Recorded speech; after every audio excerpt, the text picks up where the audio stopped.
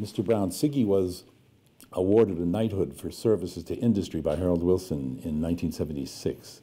When did you first become aware of his links to the Labour Party?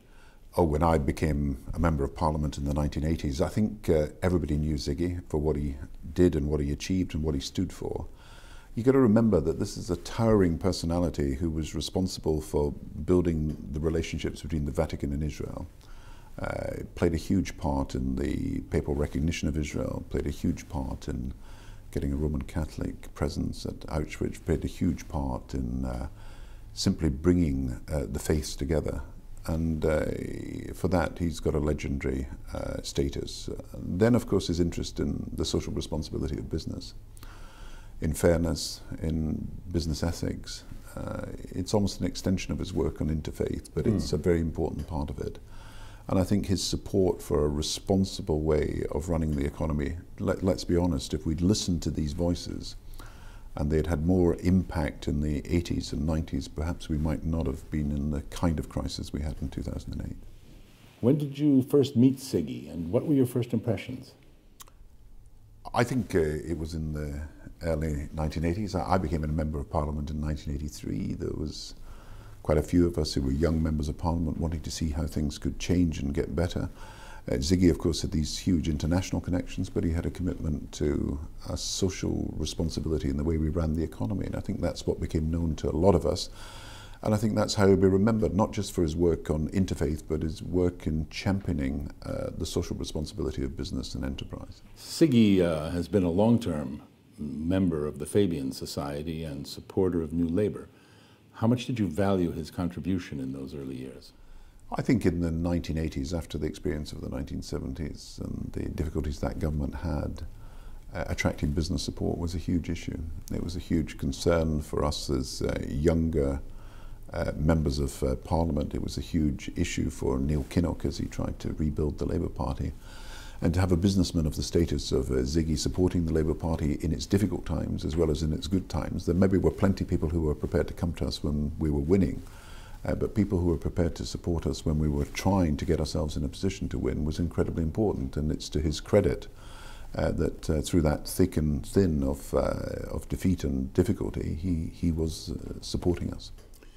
When one tells Siggy's story, one thing that one hears over and over again is that people talk about Siggy in Interfaith, but not so much about his relationship with Labour and how, with Harold Wilson, he brought Labour and the city together for the first time. What can you tell us about that?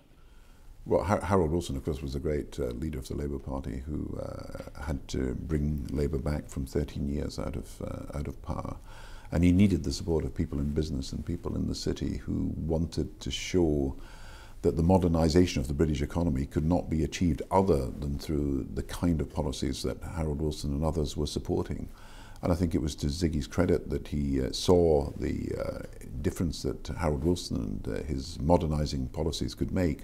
And I think this relationship between the city industry and Labour has been a very important one. It's gone through difficulties, it's gone through waves and troughs, but equally at the same time there have been people who have stood firm and people who have been supporters and continued to support this ethical basis for finance, this responsibility that's got to be accepted by industry for the condition of the economy, this desire to achieve full employment and to build an economy that's capable of providing the financial resources but also the dynamism and enterprise to create that full employment economy. And Siggy was one of the people that represented that idea, and you can see why he had an influence on events at the time. He's the chap who built one of the first bridges then.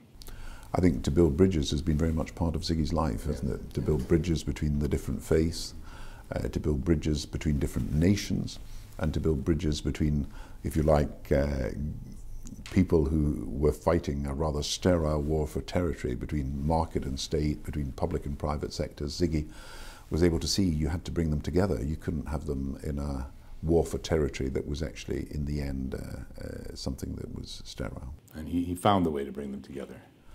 I think Siggy has a particular ability to see how people can come together, to see that there's good in all of us, to see that people have got to be encouraged to participate and to go into dialogue, to see that you've got to work at it. You can't just hope it happens, you've got to work at it, so it's long, it's laborious. For Siggy, it's been a life's work. Absolutely, still is. What was his most important contribution to government in the Labour years?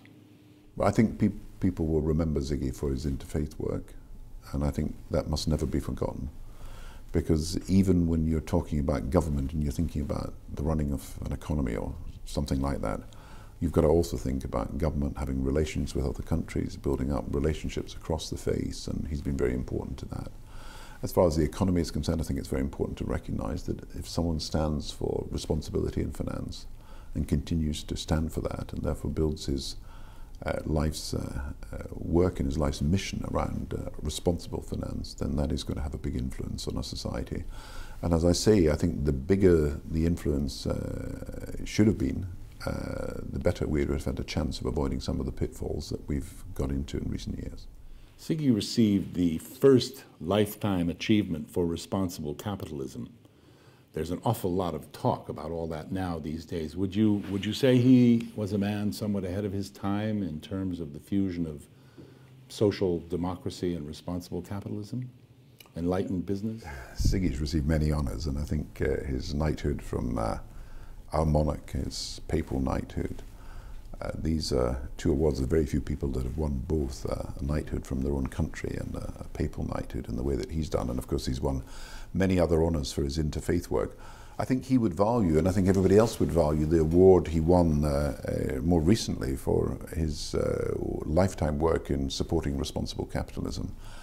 I think he was ahead of his time. I think his ideas are becoming even more relevant now. I see there are so many more authors who are now writing in terms that Siggy spoke many years ago, and I think this idea that we've got to find a better way than the short-termism of sometimes speculative free market movements in finding a more efficient way of using the resources of our economy, I think he led the way.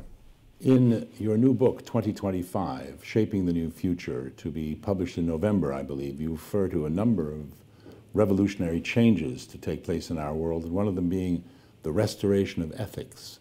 May I ask you, as the son of a minister strong on interfaith measures, do you see a correlation between interfaith and a new ethical business paradigm? We're in a global community. I mean, Siggy was one of the first to realize that the interdependence of the world is one of the most important facts determining our future existence.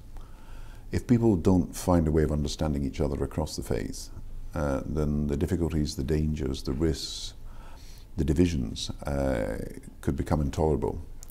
To try to find a way of understanding each faith and its important elemental characteristics brings you to what you might call the golden rule, that each of us in our own religions, as my father found in his Christian religion, as Siggy found in Judaism, as many, many people have found in the Hindu, Muslim, Sikh and Buddhist faith, it all comes back to a central idea of neighbourliness, that you have responsibilities to other people and not just rights of your own, that you should do to other people as you would have them do to you. And this is an essential element of every faith, and it's the essence, I think, of interfaith collaboration, that we find this common bond, this thread that binds us together. And of course it's the basis of building a global society where nations that hitherto were suspicious of each other and even fought wars against each other can find that there is common ground, because at the end of the day the citizens of one nation have got an interest, but also they've got a religious belief from the faiths of their fathers and mothers, a religious belief in the merits and the ethics of cooperation. Finally, Mr. Brown, in my own small way, I'm trying to support routes to responsible capitalism, particularly in the finance and banking world. And Siggy's qualities and Siggy's work that you've so beautifully described are quite a personal inspiration to me. Do you have any final advice for the many people like me who are trying to do something to make finance and banking work again? I think those people who are supporting the reform of the financial institutions and trying to reconnect good banking to moral virtues and building a better society and a better economy have got to be given all the support that they need to push this case. We're still in a world where there's too much short-termism. We're still in a world where, because there's so little international cooperation, there's a danger of banks and financial institutions being in a race to the bottom, that the good is undercut by the bad and the bad is undercut by the worst.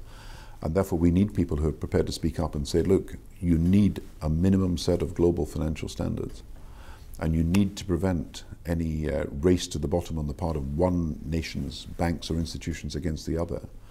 And it's only if we found this global economy, which is, after all, an interdependent economy on principles, on ethics, including recognizing the importance of responsible action by business and by banks, that will actually build the economy that I think people need for the future. This is a fast changing world, and we want to give everybody the opportunity to realize the potential, and that requires us to advance again towards notions of full employment and fair distribution of resources. But in the end, the market economy has got to be underpinned by ethics. Mr. Brown, thank you so much for sharing so much with us today. Okay, pleasure.